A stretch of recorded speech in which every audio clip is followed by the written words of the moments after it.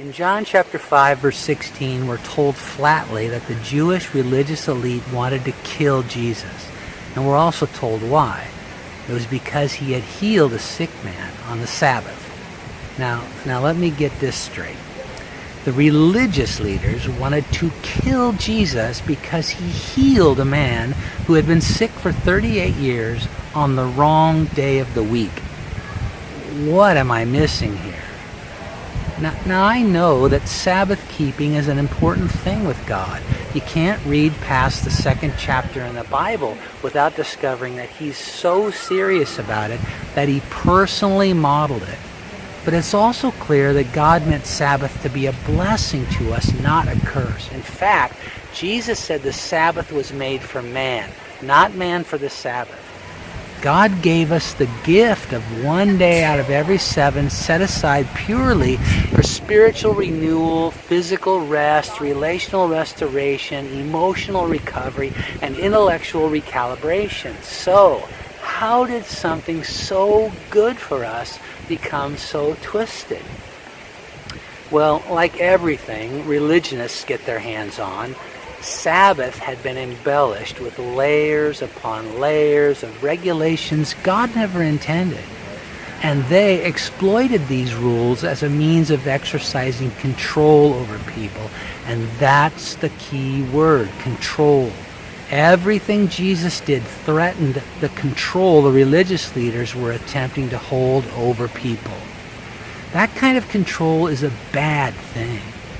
And Jesus will always be a threat to it.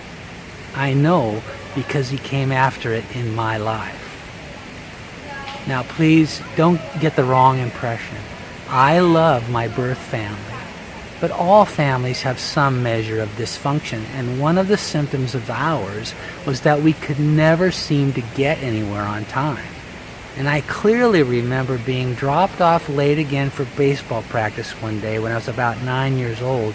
And as I walked to the field knowing I would have to apologize to my coach and teammates again for being late, I remember saying to myself, when I have control, I will never be late again.